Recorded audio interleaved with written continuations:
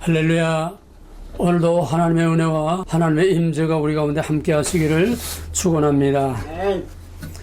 이제 하나님의 말씀을 봉독하겠습니다. 하나님의 말씀은 이사야 55장 6절 1절입니다.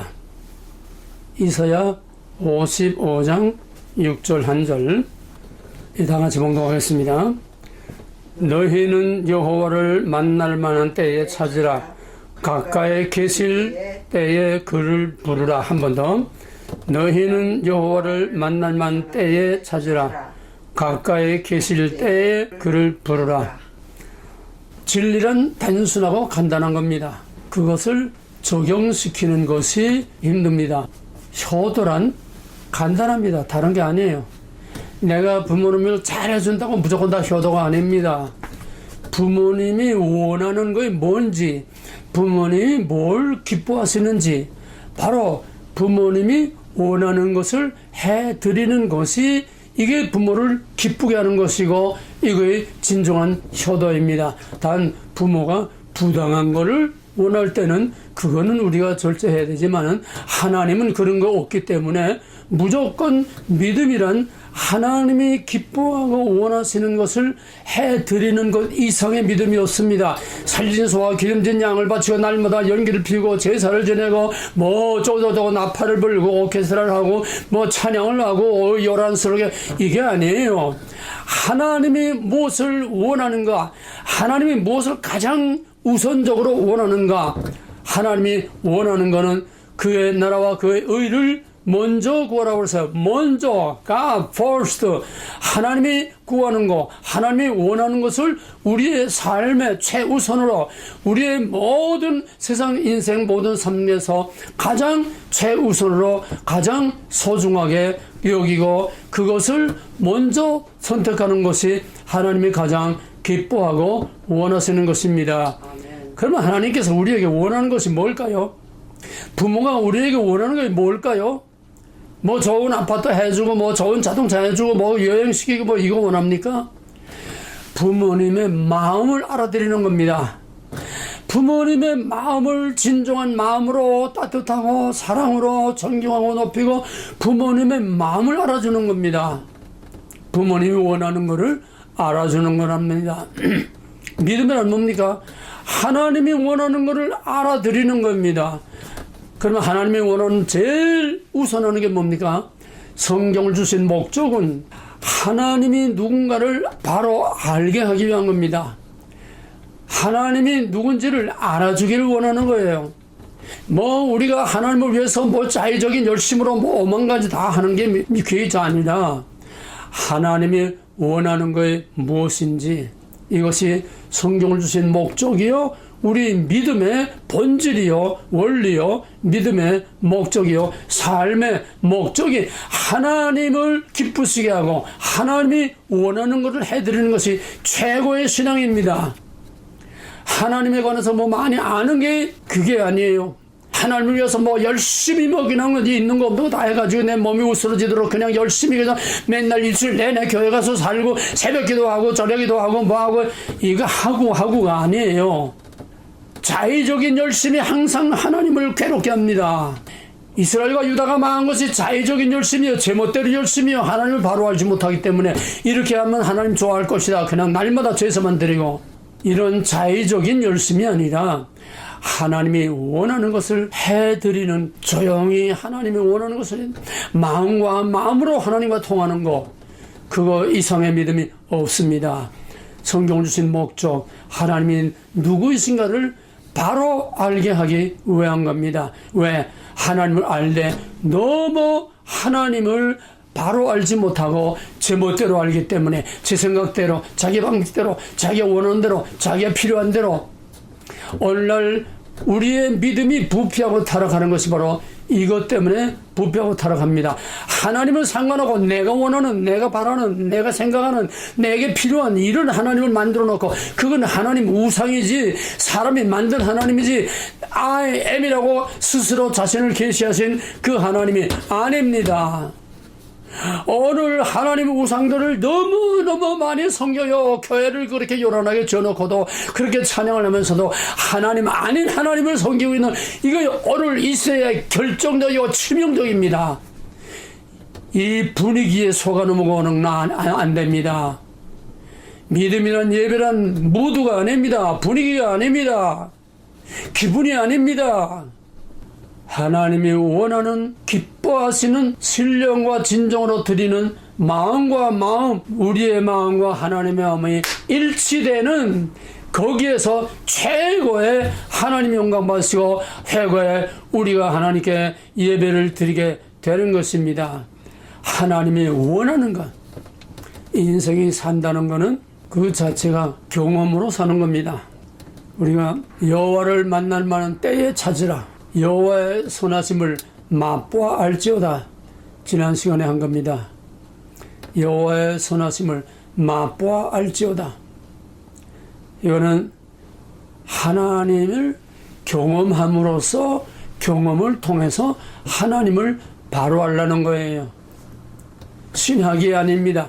교리가 아닙니다. 제사, 예배, 찬양, 봉사, 선교 아닙니다. 하나님이 원하는 것을, 삶을 체험해서, 체험 속에서 하나님을 만나고 체험 속에서 하나님을 바로 알라는 거예요. 그래서 기독교는 체험의 종교라고 그랬습니다. 우리가 산다는 건 전부 다 체험 속에서 삽니다. 크고 작은 일, 좋은 일, 나쁜 일 다 경험을 통해서. 어린아이는 뭐 배운 거 없어, 가지고 나온 거 없습니다. 어린아이는 말이, 입이 떨어지기 전부터 뱃속에서 경험합니다. 말 없이, 귀 없이 뱃속에서 어머니의 모든 필링과 어머니의 모든 상태와 이게 뱃속에서 경험하면서 정서라고 하는 그게 형성이 되는 겁니다. 출산하는 과정에서 엄청난 고통과 고난을 경험합니다. 이런 데서 벌써 어린아이가 벌써 폼이 만들어지는 거예요. 그 다음에는 태어나서부터는 그 엄마의 마음 상태, 엄마의 생각, 엄마의 생활, 엄마의 성격, 엄마의 모든 그 가정의 생활의 분위기를 통해서 하나하나 다 터득하고 배웁니다. 말로 가르치는 게 아닙니다. 신학과 교리를 가르치는 게 아닙니다. 우리가 믿음이 자라는 과정과 어린아이가 자라는 과정과 똑같습니다. 똑같아요. 경험을 통해서 자라갑니다. 그래서 하나님께서는 애굽에서 그 백성들을 이끌어내고 시내산에서 이제 갓 태어난 이스라엘입니다. 갓 태어난 이스라엘에게 하나님께서는 이렇게 하나 말씀하셨지만은 어린 아이에게 그대로 다 할 수가 없어요. 언제나 표준 기준은 완전한 우리가 도달할 수 없는 기준을 줍니다. 그걸로 가라는 겁니다. 그러나 하나님께서는 잘못할 때 때리기도 했지만은 하나님께서는 자비와 긍휼이 하나님의 공의의 심판보다도 몇 갑절 더 큽니다.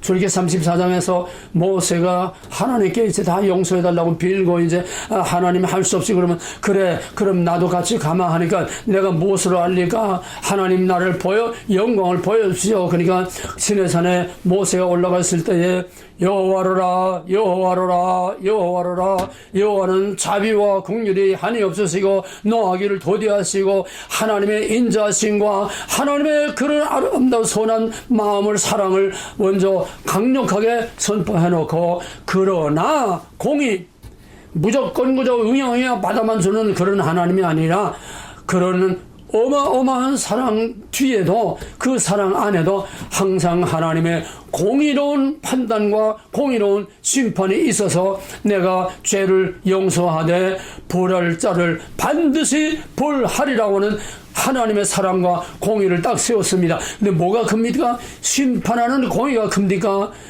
하나님의 사랑은 심판을 100번, 1000번, 10,000번 덮고도 남을 만큼 그 비교가 되지 않습니다. 하나님은 공의의 하나님입니다.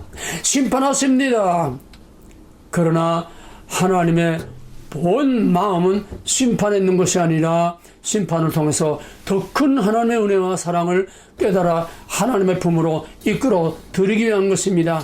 그러므로 광야에서 40년 동안이나 이스라엘 전년 동안이나 엄청난 하나님의 심판을 받고 매를 받고 징계를 받았습니다. 그러나 그거보다 더 귀하고 큰 것은 그 아들을 내어줘서 완전히 죽이고 희생해서 그들의 죄를 다 대신 뒤집어쓰고 하나님이 그들의 죄를 다 뒤집어쓰고 우리를 용서하시고 우리를 하나님의 아들 딸로 받아주시는 심판과는 비교할 수 없는 어마어마한 하나님의 사랑 때문에 그 사랑을 하나님께서 잘 보존 유지하기 위해서 우리에게 적당한 심판을 주는 것입니다. 어린애나 어른이나 다 이런 경험의 과정을 통해서 어린애가 경험하는 것과 어른이 경험하는 게 다릅니다. 차원이 다르고 수준이 다르고 범위가 다르고 규모가 다릅니다. 우리는 전 세계가 돌아가는 걸 경험합니다. 우리는 우리나라가 왔다 갔다 하는 걸 경험합니다. 이 시대가 어떻게 돌아가는지를 경험합니다. 어린아이들은 그거 몰라요. 그러다가 너 왜 그걸 몰라? 같은 시대, 같은 환경, 같은 조건 살면서 넌 그것도 몰라? 하나님 그러지 않습니다. 믿음의 분량대로. 그래서 우리가 그리스도의 장성한 분량까지 장성하기를 하나님은 바라시고 기다리면서 밀고 땡기고 이러면서 살아오는 것이 이스라엘 천년의 역사요. 하나님의 자녀, 하나님의 백성 이스라엘을 어려서부터 핏덩어리 애굽에서 나온 데서부터 하나님께서 예수 그리스도를 통해서 그 온 백성을 다시 구원할 때까지 하나님께서는 점진적으로 경험을 통해서 성경은 철두철미, 하나님은 철두철미 경험주의입니다. 아멘. 신해산 율법 교리 아닙니다. 신학이 아닙니다. 이론이 아닙니다. 그거를 광야 40년을 통해서 훈련을 시키고 경험을 통해서 하나님이 누구임을 알게 하신 것으로 이스라엘 전년 역사를 통해서 하나님을 경험함으로써 하나님이 누군지를 바로 알고 바로 섬기게 하신 것입니다. 그럼에도 불구하고 경험을 했어도 똑같은 상황, 똑같은 시대, 똑같은 문제, 똑같은 경험을 하고도 어떤 사람은 그거를 제대로 깨달아 아는 사람이 있고 어떤 사람은 넘어지고 자빠지고 코가 깨지고 집안 다 풍지박산이 나도 아니 생명이 왔다 갔다 하는 죽음 앞에서도 끝까지 깨닫지 못하는 이런 안타깝고 답답한 사람이 있습니다. 믿는 사람이나 안 믿는 사람이나 마찬가지예요. 어린아이나 어른이나 깨닫는 이 은혜보다 더 귀하고 큰 은혜는 없습니다. 그래서 우리가 같은 환경을 경험하면서도 거기서 무엇을 내가 얻느냐, 무엇을 내가 거기서 아무것도 얻지 못하느냐, 똑같은 상황이 흘러가는데 거기서 아무 의미 없이 깨달음 없이 그냥 그저 홍수의 물이 오만 것이 다 또 내려가는 것처럼 이 또 내려가는 것이 세월이라고 하는 흐름입니다. 그냥 자연적으로 그냥 흘러가는 세월입니다. 아무 의미 없이 강이 무슨 큰 요란한 소리 하는 거 아니라 강은 강대로 소리 없이 묵묵히 흘러갑니다. 그거를 헬라의 시간관에서는 크로노스라고 합니다. 크로노스 세월아 내월아 흘러가는 거예요. 아무 의미가 없습니다. 그러나 누가 거기에 적극적으로 개입해서 뚝을 맞고 거기에다 댐을 만들고 발전소를 만들면은 그 의미 없이 흘러가는 크로노스라고 하는 세월 속에 엄청난 사건이 생깁니다. 이 결정적인 순간, 결정적인 이 모멘트, 결정적인 이 찬스를 바로 헬라 시간관에서는 카이로스라고 합니다. 우리에게는 수많은 하나님의 은혜와 복이 흐르는 강물처럼 우리 앞에 그냥 흘러갑니다. 아무 의미 없이 흘러갑니다. 그러나 거기서 낚시를 던져서 거기서 연어를 잡아 올리든지 준치를 잡아 올리는 이게 결정적인 순간입니다. 흘러가는 세월 속에서 우리가 그때 무엇을 우리가 캐치하느냐, 무엇을 우리가 획득하느냐, 무엇을 얻느냐, 무엇을 깨닫느냐, 거기서 어떤 사건이 일어나느냐, 결정적인 순간을 카이로스라고 합니다. 이거를 간단히 말하면 때라고 하는 것. 성경에서 때라고 하는 것은 중요한 의미를 가집니다. 그냥 흘러가는 건 때가 아닙니다. 그건 시대지 때가 아니에요. 성경에서 때라고 말할 때는 그것은 가장 중요한 어떤 의미를 갖고 있습니다. 중요한 사건을 가지고 있습니다. 너희는 여호와를 만날 때에 그를 찾아라. 찬스입니다. 카이로스입니다. 결정적인 순간입니다. 이게 캐치 못하게 되면 그냥 강물처럼 다 흘러가는 거예요. 하나님의 찬스가, 하나님의 때가, 하나님과 우리가 만날 찬스와 때가 수도 없이 강물처럼 지나가고, 하나님의 은혜가 그냥 우리 앞에 강물처럼 그냥 지나가도 하나 쳐다만 보고 세워라 내워라 엉뚱한 딴짓만 하고 있고, 이게 대부분의 사람들이 다 이렇게 삽니다. 우리가 하나님 앞에 나와서 복 달라고 빕니다. 복은 달라고 비는 게 아니에요. 낚아 올리면 되는 거예요. 흘러가는 하나님의 복들, 수도 없이 흘러가는 하나님의 복들, 여기에 콜롬비아 강에 가게 되면 준치의 때, 카이로스입니다. 준치가 올라오는 때가 되면은 거기에 낚시꾼들이 많이 가서 낚아 올립니다. 낚아 올리지 않으면 준치 때가 수백 마리가 지나가도 아무 의미가 없어요.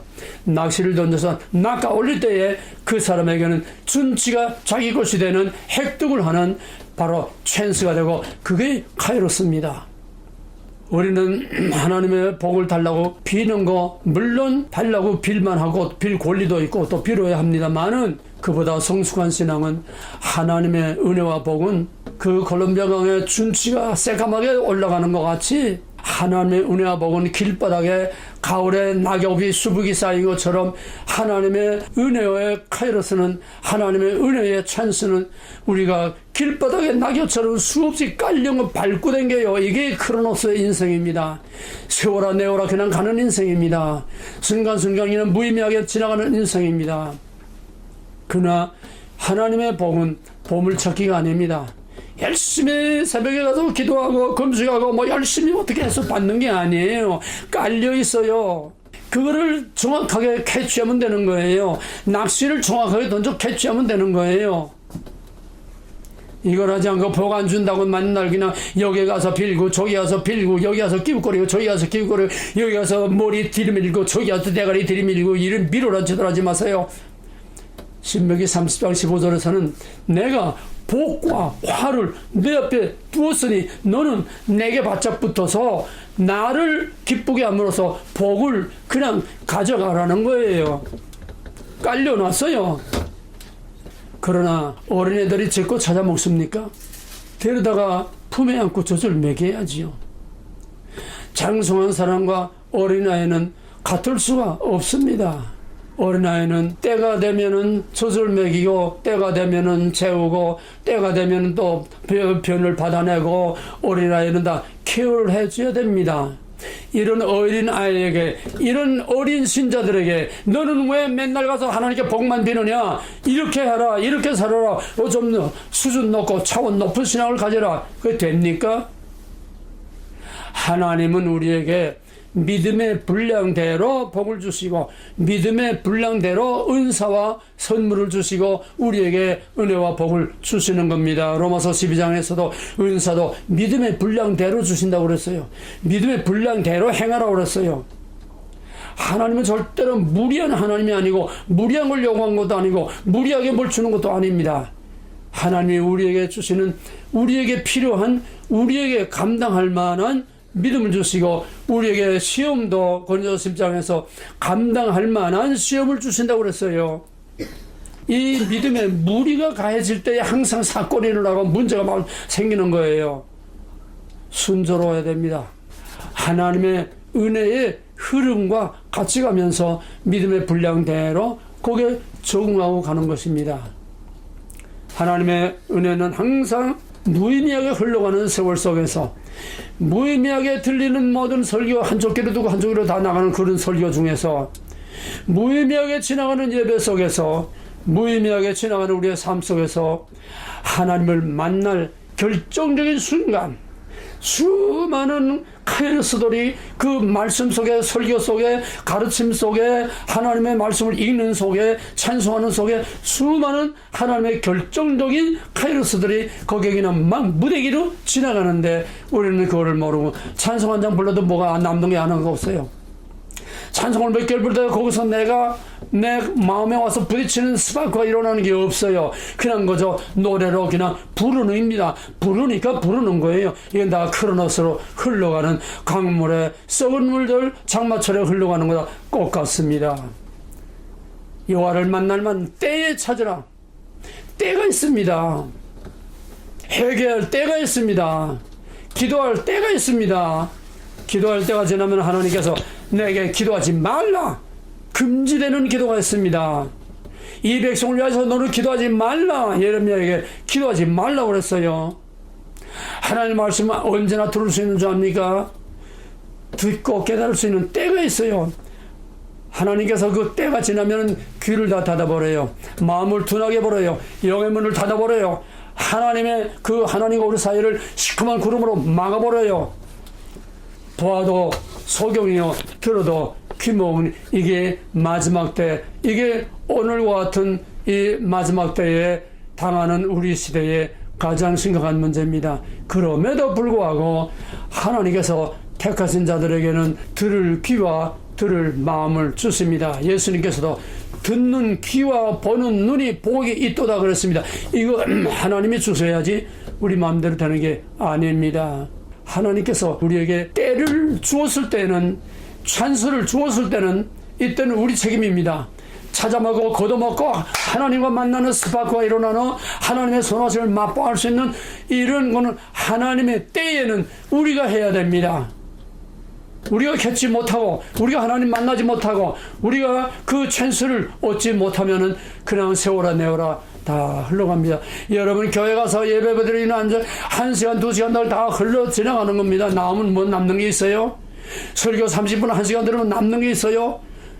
교회에서 나오기도 전에 그 설교가 끝난다마자 찬송 하나 부르다 다 잊어먹어요. 교회에서 나오면서도 앙당해요. 교회 가서 예배가 무슨 의미가 있습니까? 찬송이 무슨 의미가 있습니다. 설교가 무슨 의미가 있습니까? 누구를 위해서 하는 겁니까? 찬스입니다. 결정적인 찬스입니다. 결정적인 기회, 결정적인 카이로스. 우리는 바로 이것을 항상 붙들고 같이하고 항상 이거를 우리가 찾아 먹어야 이게 복이요, 이게 믿음이요, 이게 하나님을 만나는 것이요, 이게 하나님과 동행하는 삶입니다. 하나님의 선하심을 맛보아 알지어다. 하나님의 선하심을 맛본다는 건 뭡니까? 맛보아 안다는 것은 음식을 암만 요란스럽고 색깔이 좋고 아름다워도 먹어봐야 합니다. 먹어봐야 이 음식이 똑같은 음식이라도 어떤 음식은 맛이 없고 똑같은 색깔 똑같은 눈으로 봐도 어떤 것은 짜고 어떤 것은 싱겁고 어떤 것은 맛이 있고 어떤 것은 멍멍하고 맛을 봐야, 먹어봐야 그 음식이 어떤 것이 그 가치를 진짜로 알 수 있어요. 그래서 여기 여호와의 선하심을 맛보아 안다고 하는 그 원어는, 히브리 원어는 라라고 하는 것인데 이것은 만나서 경험한다는 뜻입니다. 여호와의 선하심을 맛보아 알라. 하나님을 맛보아서 만나서 경험함으로써 그 하나님이 어떤 하나님인지를 알라 그랬습니다. 그래서 하나님께서는 그걸 모르는 자기 백성들을 하나님께서 때려서 이방의 압제를 당하게 해서 하나님이 어떤 하나님인지를 알게 하십니다. 이스라엘 역사를 보면 그러고도 돌아서면 또 단치돼요. 하나님을 바로 알지 못하면은 하나님을 알아도 금방 돌아서지 무섭게 또 같은 짓을 하고 또 우상을 섬기고 엎치락 뒤치락 엎치락 뒤치락 심판 구원 이게 이스라엘의 역사입니다. 애굽에서 나올 때부터 엎치락 뒤치락 하면서 이스라엘의 천년의 역사 심판 구원 사랑과 공의 계속 반복하다가 결국은 마지막 큰 매를 맞았습니다. 성전 다 파괴되고 그 거룩한 성 예루살렘 다 이방의 발굽에 짓밟히고 약속의 땅도 이젠 아니고 하나님의 백성도 아니고 이제는 그 땅에서 쫓겨나서 이제는 하나님의 백성도 아니고 이제는 약속의 땅도 아니고 이제는 약속이 다 깨졌습니다. 하나님께서 이방 땅으로 멀리 내어 쫓았습니다. 자기의 약속의 땅에 있을 때는 선자를 통해서 하나님의 음성으로 목이 메이게 외치고 하나님께서 말씀하셨는데 이방 땅에 사로잡혀 가서는 에스겔을 마지막으로 해서 하나님이 입을 닫았습니다. 때가 지난 겁니다. 그래서 그 백성들이 야 우리 하나님 어디 갔느냐, 성전 다 깨지고 파괴되고 불탔으니까 우리 하나님 불타 돌아가셨나? 그럴 수는 없다. 우리 하나님이 어디 갔느냐? 이제는 우리가 어디서 하나님을 예배하고 이제는 제사를 못 드리니 어디서 어떻게 하나님을 만날 수 있느냐? 그럴 때에 하나님께서 빛을 비춰주셔서, 하나님은 예루살렘 성전 캄캄한 그 괴짜기에만 있는 것이 아니라 하나님은 천지를 만드신 어디에나 계시는 하나님이라는 것을 그들로 깨달아 알도록 빛을 비추어 주셨습니다. 거기서부터 판이 완전히 바뀝니다. 거기서 신약적인 사고방식, 신약적인 의식구조, 신약적인 신앙의 그 본질이 거기서부터 바뀝니다. 뭐 길게는 설명하지 않게 다 아는 거니까. 그래서 이제는 제사가 아니라 예수 그리스도 참성전 십자가의 온전한 제사, 이제는 판이 형태에서 본질로 바뀌는 거대한 역사의 전환점을 바벨론 포로 70년 동안에 한 겁니다. 바벨론 포로 70년은 그냥 가서 매 맞고 고생만 하는 노예 생활을 한 거 아닙니다. 그게 이스라엘의 역사, 하나님의 구속사에 엄청난 변화를 가져오는 새로운 새 시대를 잉태하는 정말 거룩하고 가장 값진 의미 있는 카이로스가 70년이 몽땅 다 카이로스입니다. 70년의 하나님의 구속사의 결정적인 판을 뒤엎는 카이로스입니다. 우리 개인에게는 하나님을 만나는 결정적인 카이로스가 있습니다. 바울이 하나님을 알되 바로 알지 못할 때에, 이스라엘이 하나님을 알되 바로 알지 못할 때에, 유다가 하나님을 알되 바로 알지 못할 때에 하나님 아닌 것을 하나님과 같이 섬기고, 하나님 아닌 것을 하나님 대형품으로 같이 섬기고, 시내산에서 금송아지를 하나님 대신 바꿔치게 한 거나, 마지막 유다가 망할 때까지 하나님 아닌 것을 하나님으로 섬기고 바꿔치게 하거나, 하나님 아닌 것을 하나님과 같은 지위에 놓고 이 우상도 섬기고 하나님도 섬기고 같은 성전 안에서 두 신을 섬기고, 하나님을 알되 바로 알아야 됩니다. 핵심전에 바울만큼 하나님을 알던 사람이 누가 있습니까? 대학자 가말리엘의 가문의 수제자로 장래 이스라엘을 책임지는 그런 각광을 받고 총망을 받고 기대를 받고 있는 그 바울이 하나님을 위하여 열심히 뛰었는데, 그 하나님을 위해서 뛴 것이 하나님을 열심히 대적한 겁니다.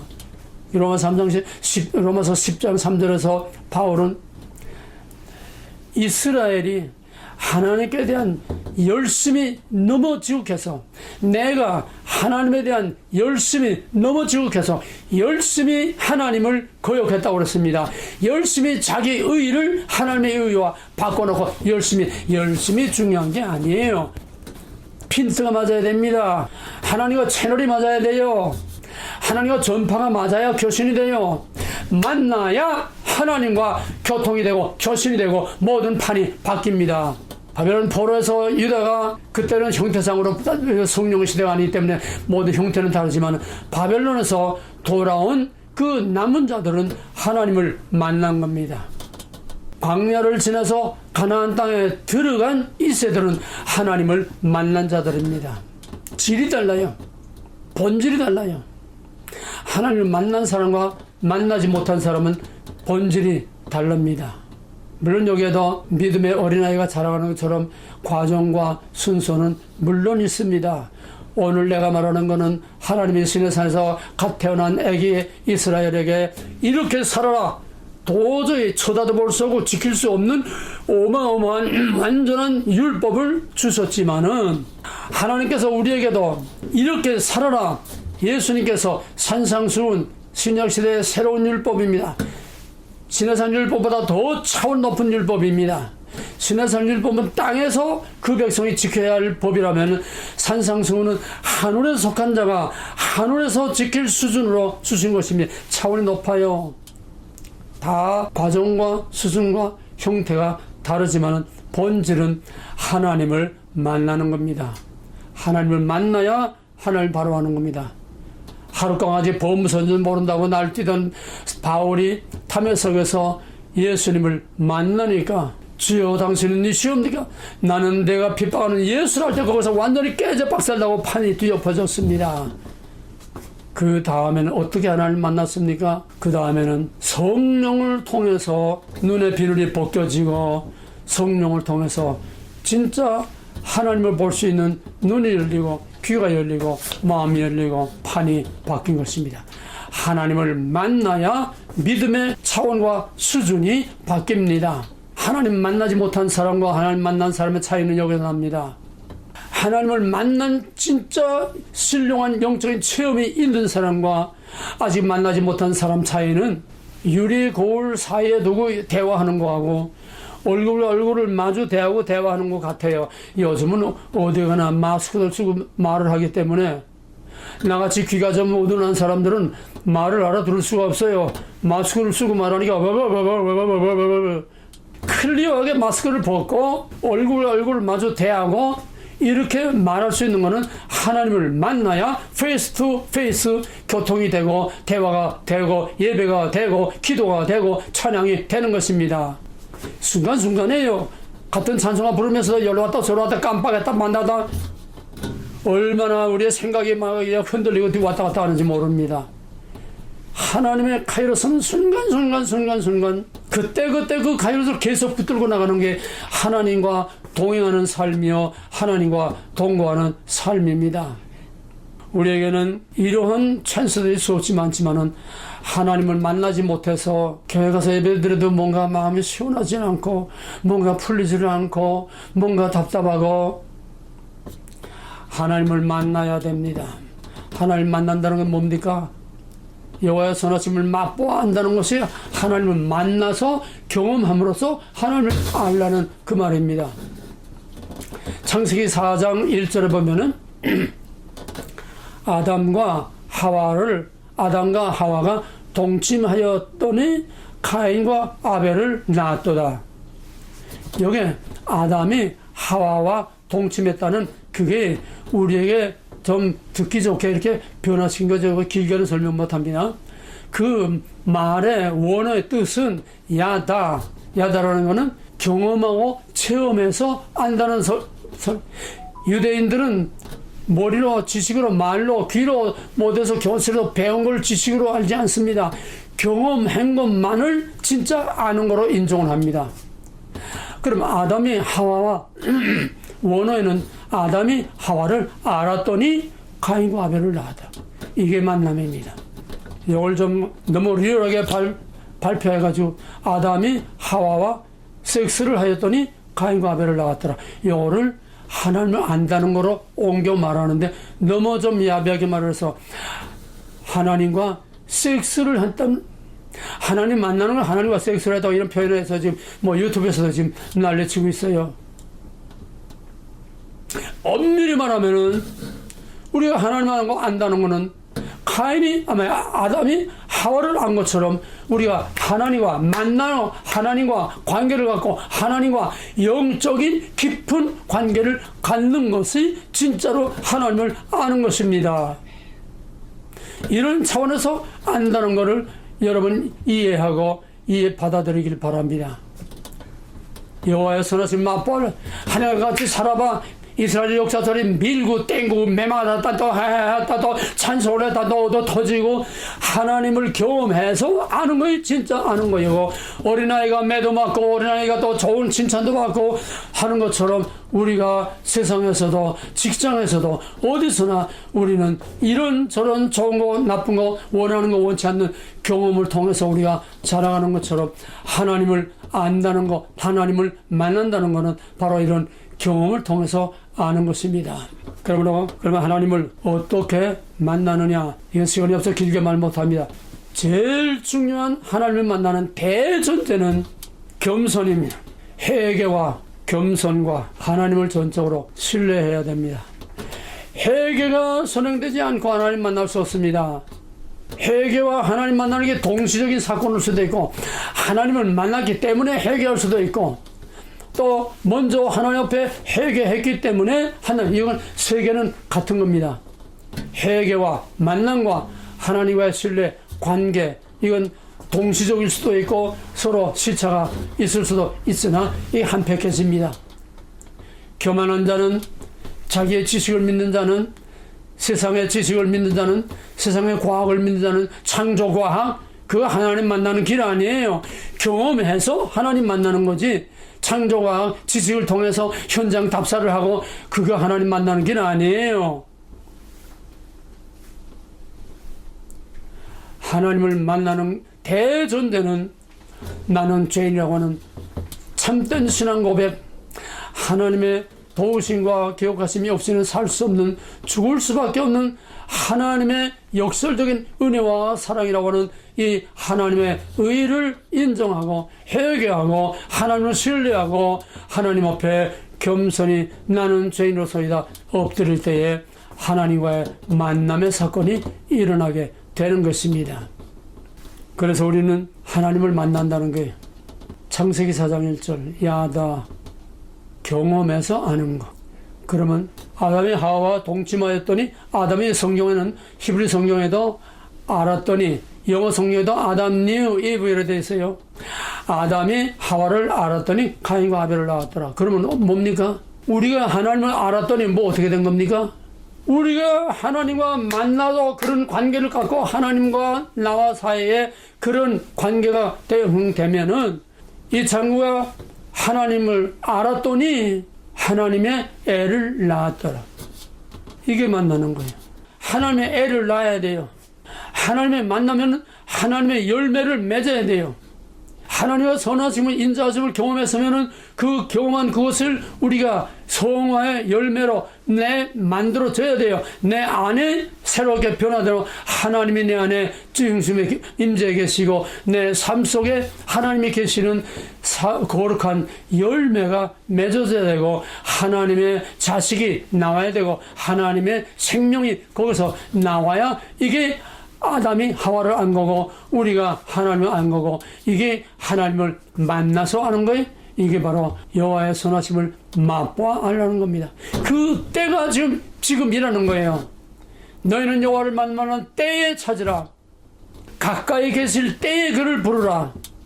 그게 언제입니까? 계시록 3장 20절 볼지어다 내가 문 밖에 서서 너를 두드리노니 내가 문을 열면 내가 들어가서 너와 함께 먹고 마시고 만나고, 그러나 문을 두들겨도 가까이 계셔도 노크를 해도 문을 안 열어주고 아가서 있는 것처럼 내가 발을 씻고 옷을 벗고 침대에 누웠으니 내가 어떻게 나가랴. 문을 사랑하는 자가 문을 두들려도 요리 핑계 저리 핑계 대다가 때가 지났어요. 카이로스의 찬스가 지났어요. 그때 어차 그러고선 문을 열고 나가보니까 이미 살아난 이는 간대하고 없어졌다는 겁니다. 그래 이 여자가 미쳐가지고 예루살렘 거리를 다니면서 여보시오 여보시오 내 사랑하는 그리를 만나지 못했습니까? 그를 보지 못했습니까? 저 미친년 좀 봐라. 이게 전 성경의 얘기입니다. 여호와를 만날 만한 때에 가까이 계실 때에 그를 부르라. 지금은 하나님을 만날 때입니다. 만나지 못하면 어떻게 됩니까? 제가 만든 하나님을 믿습니다. 제가 만든 진리와 교리를 만듭니다. 이게 오늘날 하나님 대신 대형품으로 바꿔치기 하는 겁니다.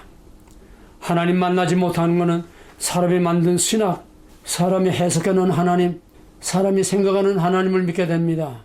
진정으로 하나님과 영과 영이 통하는 신령과 진정으로 드리는 예배와 커뮤니케이션이 이루어질 수 없습니다.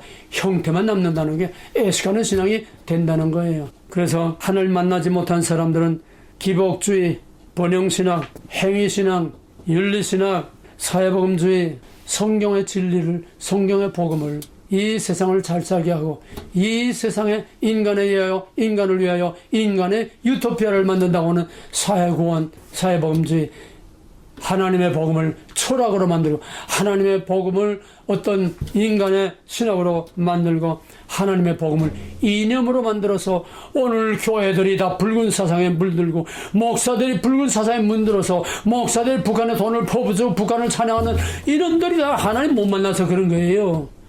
하나님을 몰라 그런 거예요. 한국 강아지 범선도 모르고 하나님 못 만나면 인본주의 될 수밖에 없습니다.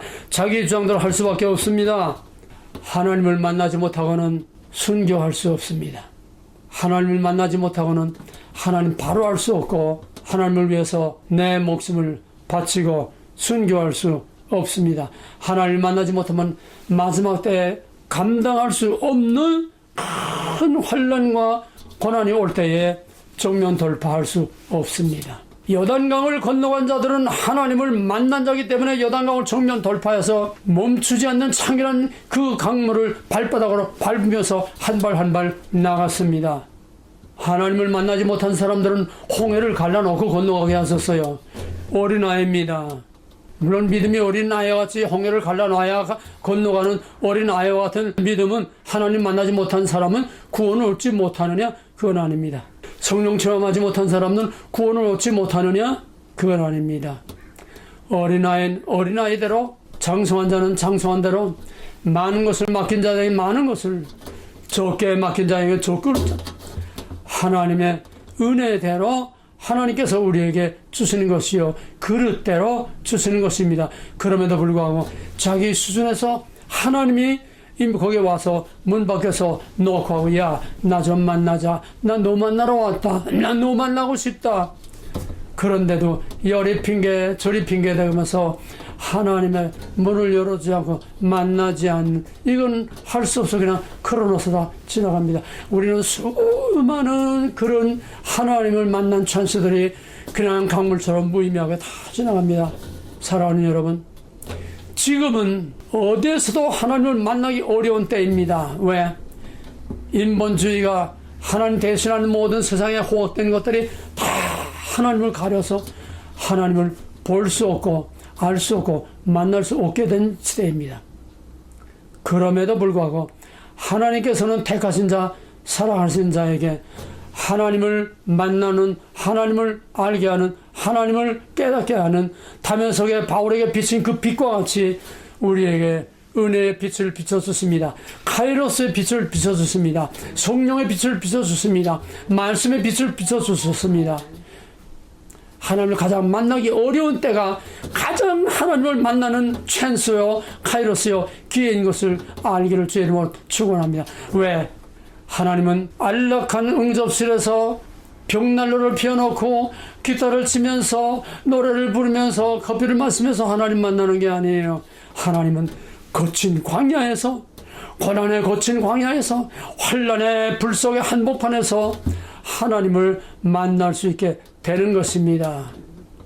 사랑하는 여러분, 여러분에게 고난과 환난과 마지막 때에 이거 안 하면 살 수 없는 최악의 상황이 온다면 이때말로 하나님을 만날 기회다. 지금 하나님 완전히 어디서나 다 부정이 되고 하나님과 하나님 아닌 다 뒤섞어버리는 차별금지법, 무슨 혼합, 동성애 다 뒤집어서 만드는 이때말로 정신을 똑바로 차리고 무엇이 진짜고 가짜고 무엇이 진짜 하나님이고 무엇이 가짜 하나님인지 똑바로 분별해서 여호와를 만날 만한 때에 하나님을 찾아오는 겁니다. 욥은 하나님을 잘 섬길 때에 하나님 만나지 못하고 그냥 자기 의로 하나님 섬겼습니다. 그래도 하나님 좋아하셨습니다. 그러나 이제 욥이 장수한 분량이 됐을 때에 하나님께서는 욥이 엄청난 고난을 통해서 하나님을 만났습니다. 욥기 42장 5절, 내가 이제까지 여호와를 귀로만 들었었더니 이제 여호와를 내가 눈으로 보나이다. 욥기 42장 5절이 바로 욥의 하나님을 만난 결정적인 순간 카이로스였습니다. 여러분에게 어려움을 닥칠 때 여러분 낙심하고 좌절하지 마세요. 그것은 바로 하나님을 만날 때입니다. 하나님의 심판이 가까웠다는 것은 하나님의 구원이 가까운 것이고 하나님의 심판이 가까웠던 것은 하나님 만날 때라는 것을 하나님의 경고의 나팔, 하나님의 노크 소리로 들을 수 있기를 바랍니다. 지금이야말로 여호와를 만날 때입니다. 여호와께서 가까이 계실 때입니다. 이 때에 우리는 기회를 놓치지 말고 하나님을 만나기를 주의 이름으로 간절히 부탁하고 축원합니다. 다시 말합니다. 어린아이에게 적당한 분량대로 하나님이 요구하시고 장수한 자는 장수한 분량대로 많이 맡긴 자에는 많은 걸 찾으시고 적게 맡긴 자는 적게 찾으시고 여러분 오늘 이 시간 하나님 만나는 화끈한 어떤 매달 며칠 어디서 어떻게 하나님 만났다고 하는 확실한 생일과 같은 증거를 갖지 못했다고 해서 여러분 낙심하고 좌절하지 마세요. 여러분의 믿음의 분량대로 하나님은 요구하시고 믿음의 분량대로 하나님 어린아이 포대기를 싸서 품에 안아주듯이 낙심하지만, 그러나 같은 값에 당황치 말하고 같은 값이면 하나님을 만나고 신나고 정말 자신있게 힘차게 하나님 만날 수 있는 장수한 분량까지 성장하시길 바라고, 이걸 위해서 기도하시길 바라고, 마지막 우리가 환난을 정면 돌파하기 위해서 하나님의 전신갑주로 무장하기 위해서 하나님을 만나기 위해서 만나지 못한 사람들 더 힘써 기도하고 구하라고 그랬어요. 만날 만한 때 찾고 구하라고 그랬어요. 여호와를 만날 만한 때 찾으라. 하나님께서는 심판을 앞둔 이스라엘 백성들에게 아모스를 통해서 아모스 4장 12절에서 내가 이것을 내게 행하리니 이스라엘아 내 하나님 만나기를 예비하라. 이것을 행하리니 뭡니까? 심판입니다. 심판이 임박했습니다. 그 심판이 임박한 그때는 하나님 만나는 구원의 때입니다. 보라 지금 구원의 날이로다. 카이로스입니다. 지금 하나님의 심판의 때가 우리 문 앞에까지 와 있습니다. 하나님의 구원의 때가 우리 문 앞에까지 와 있습니다. 이거냐 저거냐 사느냐 죽느냐 카이로스입니다. 내가 반드시 그 때를 찾을 것이다. 여호와를 만날 준비를 하라고 그랬습니다. 바로 이것이 심판과 구원의 마지막 때, 하나님을 만날 때, 하나님이 가까이 와 계시는 때, 우리 주님이 문 밖에까지 와 계십니다. 그 증거가 뭡니까? 하나님이 완전히 짓밟히고 멸시가 되고 하나님이 더 이상 참고 밀려날 수 없는 데까지 다다르게 되면, 한계에 다다르면 하나님이 팔을 뒤어 버립니다. 이것이 심판의 날이요 구원의 날이요, 그때는 돌이킬 수 없습니다. 그 전에 그 카이로스를 잡고서 하나님을 만나야, 아멘 주여서 어서 오시옵소서, 기쁨으로 달려가서 고난과 환난의 쓴자를 마시면서 그 불 속에 자신에서 들어갈 수 있게 되는 것입니다. 여호와를 만나는 때에 찾으라. 가까이 계실 때, 카이로스 결정적인 순간, 결정적인 그 때, 결정적인 기회, 지금이야말로 하나님을 만날 때입니다. 자비한 주께서 부르시네